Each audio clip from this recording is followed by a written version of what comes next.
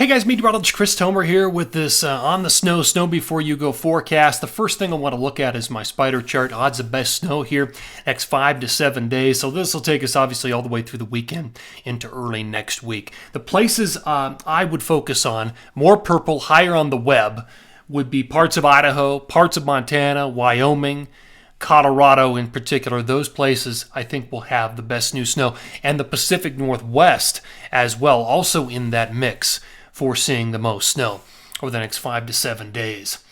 All right, let me just show you my bullet points right here. So we've got a storm system that's going to break loose, move down through Idaho, Montana, Wyoming, Utah, Colorado, although I'm not expecting a whole lot of snow in Utah, but it will run a cold front down through there. The last few days have been incredibly warm. We've seen a lot of wet slab avalanches.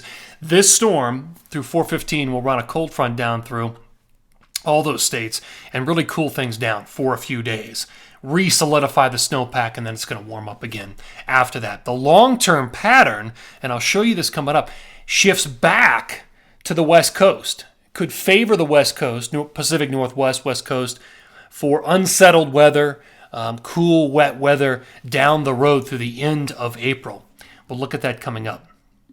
All right, let me just show you the jet pattern here on 421.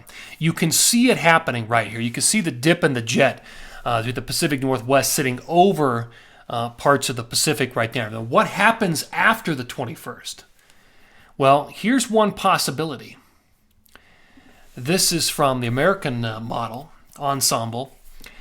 You can see the lower atmospheric pressures in the middle of the atmosphere favor, the anomalies favor the west coast, the area in blue and the area of low pressure I have marked, and the Pacific Northwest. If this happens, then a lot of those places with that dip in the jet would be favored for additional snowfall, colder temps, just increased precipitation. So this would be a very interesting way to end April if this does happen.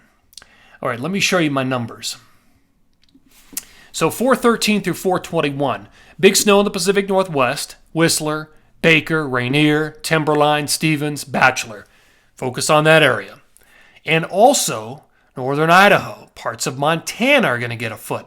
The Tetons, only light snow for Utah, but it does cool things down.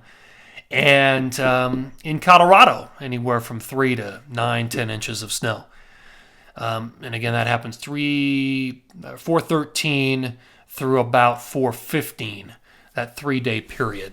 That's when it drops down through there. And then, of course, that pattern could then shift back to the west coast and the Pacific Northwest. So again, that's something to watch for late April.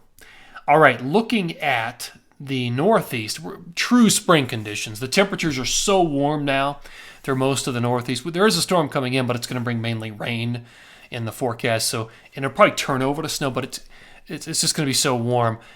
Really, the season has come to a completion.